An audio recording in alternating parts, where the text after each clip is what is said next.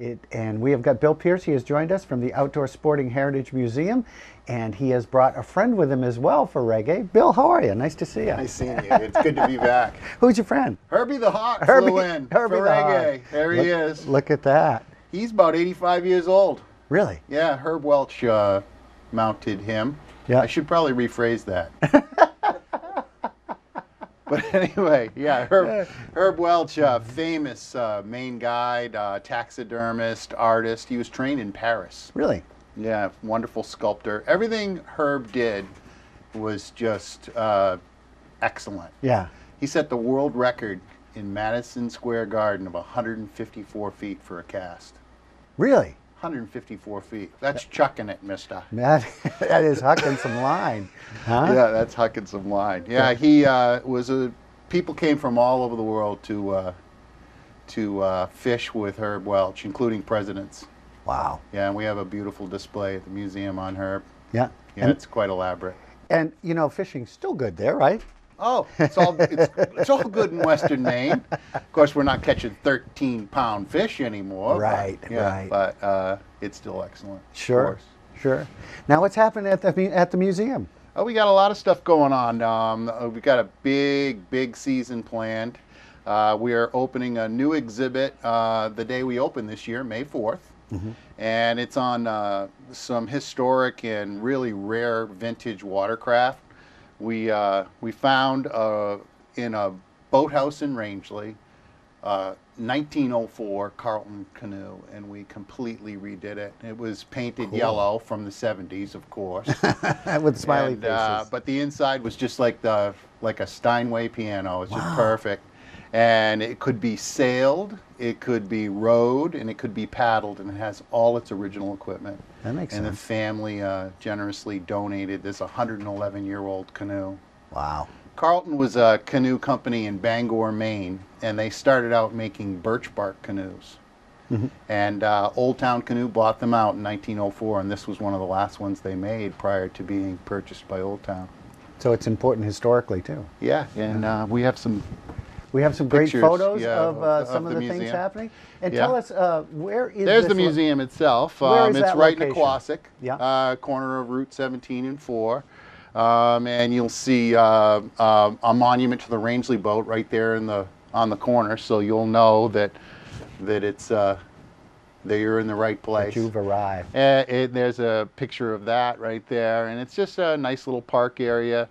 The Rangeley boat is an iconic watercraft. It was originally called the Indian Rock boat because it was so sought after in the late 1800s when people came and used the boat, 7 different boat shops were building boats in Rangeley at one time.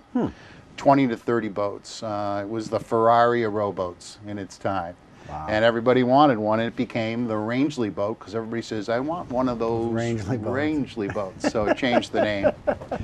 Yeah, and we now have an event we have in September that has all the children that compete against the Rangeley schools, so Stratton, Kingfield, Phillips, and Strong, come and race Rangeley boats on Aquasic Cove. Oh, that's wonderful. And we're very excited to have that. And they kayak races, canoe races, archery, fly casting, poetry, art contests, all to see who will win the coveted Rangeley Regatta Cup. And it's housed in Rangeley School right now, but I think all those other schools will be hunting for it this year. They'll be looking to win too. Yeah. I don't know why they don't make those canoes like that now. That just makes perfect sense. Isn't that, well, if you've ever sailed a canoe, you could probably say that, you'd probably rephrase that a little bit. You'll see it's got the dagger boards on the side of it, and that watercraft in the front was used at Upper Dam, famous fishing pool in the Rangeley region that people, again, traveled from all over the world to fish. But one gentleman didn't want to fish with a guide in a Rangeley boat, and he had that boat there custom made. It's called an eggshell, and he would anchor up in the pool and be able to fish by himself, which, you know, as a fly fisherman, I can see that. Yeah. I don't want a guide like me barking at you. I can do this myself. So there's a picture of the Carlton. Yeah. And that's it, that you see a corner of the main gallery. Also this year we are opening on May 14th. There's a picture of the Carlton being used. So it's great to have this boat that has local provenance. It was used by the Bonney family in for 111 years. That's quality. And there it is right there. I don't know what they paid for it, though. I don't. I would say somewhere around $30. Oh, well, that's a lot of money relative. back yeah, then, that's a lot right? of money. Yeah, yeah. And it's kind of neat as well because there's cork sponsons on the canoe, and we take for granted that most people know how to swim. But these canoe companies built these cork sponsons so you'd have something to hold on to if you tipped it over, because back then not everybody knew how to swim. Really? Yeah, a lot of people. A lot of the bubble cuffers, the guys that rode rafts of logs down rushing rivers, a lot of them didn't know how to swim. Well, that's insane. They didn't have orange life jackets back then. But, you know, you got to eat too, so. Well, that's right.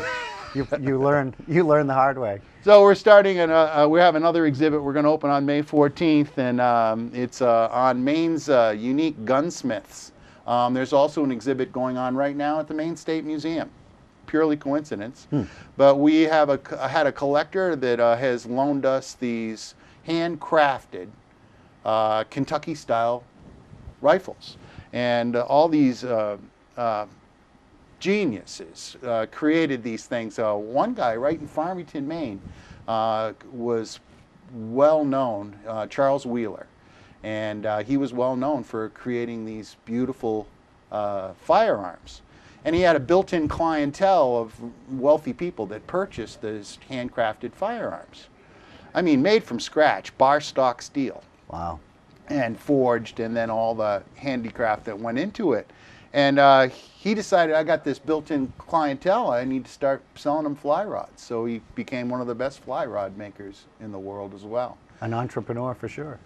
Same thing with Mr. Leonard. He's shown there on the left. He was a sportsman, and he wanted to create his own weapons, and he became very well known as well. So Wheeler's there on the right from Farmington, and Mr. Leonard there on the left.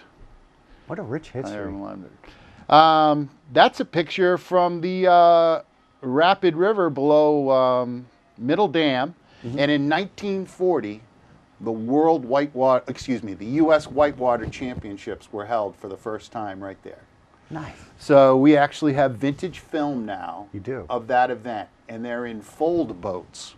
And that's a good description, not just for transportation, because these babies fold up in those haystacks. Wow. And big waves like you wouldn't believe. We got footage of these guys going down.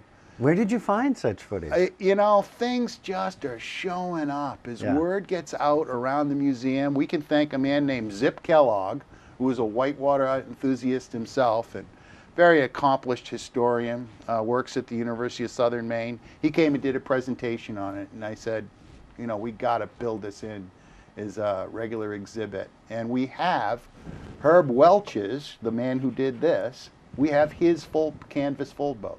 Wow. It's funny. Some of the footage is just unreal. They're just going through these waves, and the next thing you see a guy floating with a big pile, looks like his laundry. That was quite a find. Zip Kellogg found that. Yeah, he looked for a long time. Yeah. You know, same thing happened last summer when we were putting together the Eisenhower exhibit. Eisenhower came here and fished. And we got the painting that Eisenhower did of his Rangeley guide, Don Cameron. And after that, some other things happened, and we found this film, long lost film, of Eisenhower fishing at Little Boy Falls and the ceremony that was held to welcome him to Rangeley in downtown Rangeley. Oh, that's great. Really cool. Yeah. Really cool. And it was, you know, the library in Abilene, Kansas, the Presidential Library didn't have it, and neither did the National Eisenhower Homestead in Gettysburg, or none of the main museums. It just turned up in New Hampshire. Carter Davidson was at a cocktail party, and an old fella came up to him and said, I've got some old film of Ike fishing up in Maine. And he just about fell over. He says, oh, a friend of mine's been looking for that for a year and a half. Good things can happen at cocktail parties. Yeah, absolutely. I think there's good things going to happen today at a big cocktail party. You betcha they Herb's are. here. Herbie's here for Herbie's here too. Now, so you open May 5th? We open May 4th. May yes. 4th. Yeah, a Okay. Wednesday. We're going to be open Wednesday through Sunday in Maine in June, and 7 days a week in July and August. Then we'll go back to the 5-day schedule in September and October. So do tours come up there? Do you bring tours like schools and groups? Oh, and schools things? come in. We get a lot of bus groups that Yeah. come in as well. Coach groups? Yeah, yeah, coach. Yeah, coach. A lot of wonderful folks coming in. Yeah. And it's a good time. It's a really amazing collection. Yeah. You know, it's a little museum in the woods with a huge collection and a really fantastic mission to preserve our history, Right. which is really a national, nationally important history. Sure. In terms of the outdoors. Right. You know, a lot of really cool people. Ah, that's great. So if you are an outdoor enthusiast and you want to find out more, the Outdoor Sporting Heritage Museum is the place for you. They've got some great exhibits, as you can see here, throughout May and beyond. And I'm sure you have a website where people can go to. Yeah, we do. If it's www.rangeley.outdoormuseum.org. Yeah, .org. Nonprofit, where you can donate online, by God, or Well, volunteer. yeah. Does it cost money to get in the museum? Well, there's a membership, and you can come as often as you like with your family and bring 2 guests, which is real handy on a rainy day at camp. Yeah, that's right. You know, so and it supports the archive and.